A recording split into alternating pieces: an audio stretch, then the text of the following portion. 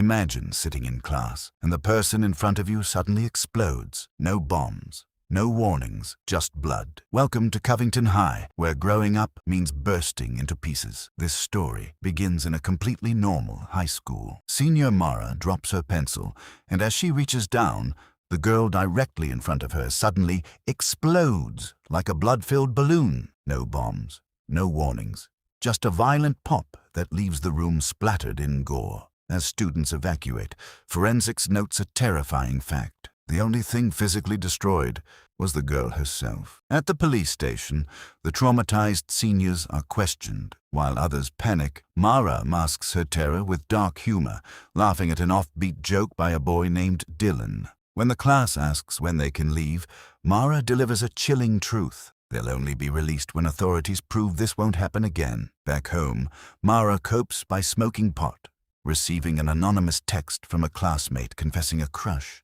The next day, at the funeral, Mara and her best friend Tess watch the grieving family in silence. Desperate to numb the pain, they buy psychedelic mushrooms from the Dalton twins, and Mara dumps the entire stash into her latte. Later, Dylan approaches Mara, and she realizes he is the mystery texter. The tragedy forced him to stop waiting. He wants to live now. Suddenly, the massive dose of mushrooms hits, and Mara hallucinates through the night while Dylan stays by her side, bonding over the shared trauma. Before leaving, he asks her out. On homecoming day, the school builds a massive shrine for the dead girl. Later, in the library, Dylan confesses his love, refusing to waste another second. At the football game, they share an intimate moment, but the romance is instantly shattered when a player on the field suddenly explodes in a shower of blood. Chaos erupts as the media dubs the phenomenon the Covington Curse. School is cancelled. To lift Mara's spirits, Dylan pulls up in a vintage ice cream truck.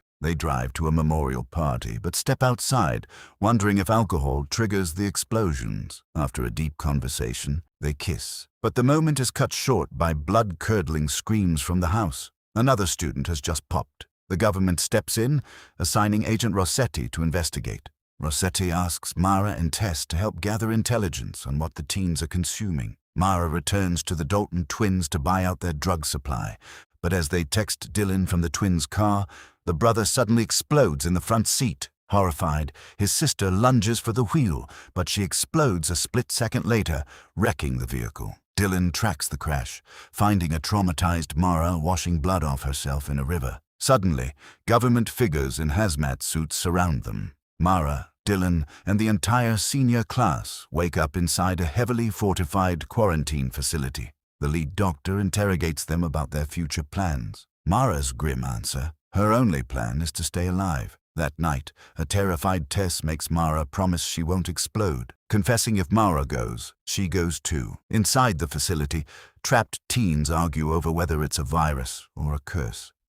To escape the dread, Mara and Dylan sneak into the showers to make out. Later, during a clinical government presentation about their safety, a boy explodes right in the middle of the crowd.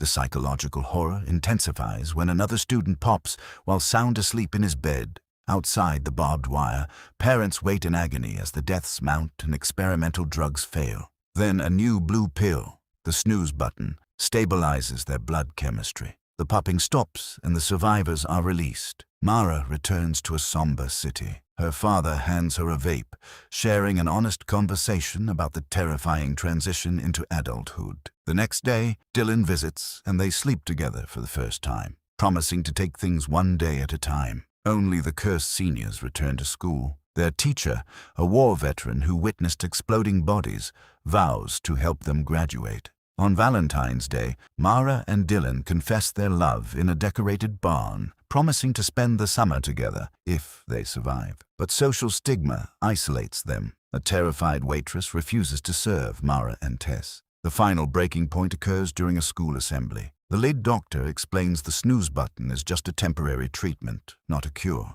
To prove it, she calls up a volunteer. The moment the boy follows her instructions, he instantly explodes. A horrific chain reaction triggers. A second kid pops, then a third. The assembly turns into a stampede of blood. A classmate tries to pull Mara up, but he explodes directly over her. She scrambles outside into the schoolyard, where Dylan runs to embrace her as they hold each other.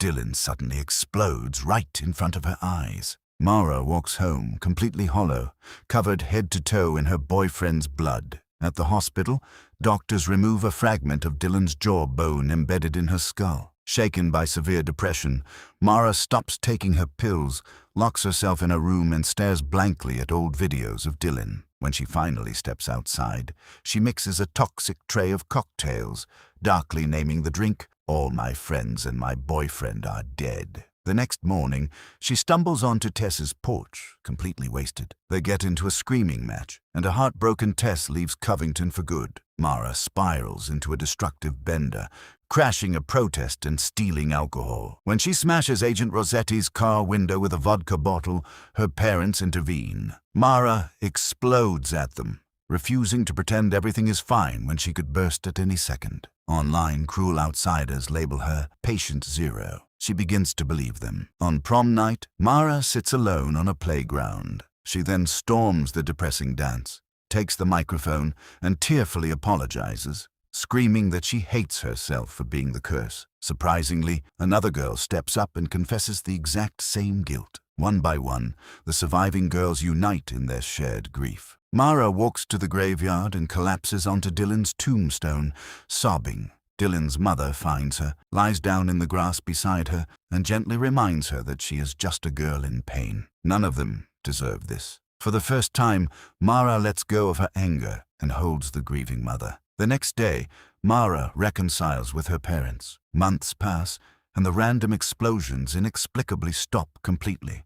Mara removes her head bandage, staring at the permanent scar left by Dylan. She bids a final goodbye to Agent Rossetti, packs her things into Dylan's old ice cream truck, and leaves for college. Driving past the high school, Mara reflects on the horror. 31 classmates exploded into nothingness, and she will never know why she survived. But the tragedy taught her the ultimate lesson. Everyone dies eventually, so you cannot waste life waiting for a disaster. Looking toward the horizon, she imagines her future in the beach house where she and Tess will grow old. She chooses to truly live. The movie recap ends here. If you enjoyed, please do like, subscribe, and hit the bell icon.